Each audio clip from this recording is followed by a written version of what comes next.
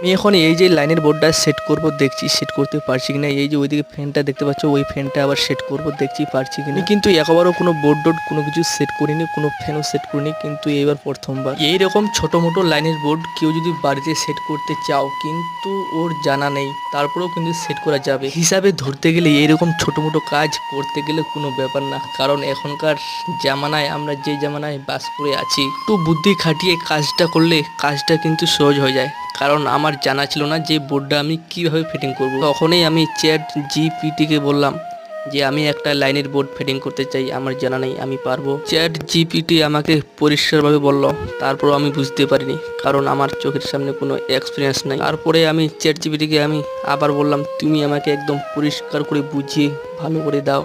তারপরে chat GPT আমাকে সম্পূর্ণ একটা টিউটোরিয়াল ভিডিও দিল বোর্ড ফিটিংয়ের। তা দেখে একদম পুরোপুরি আমি ফিটিং করে ফেললাম।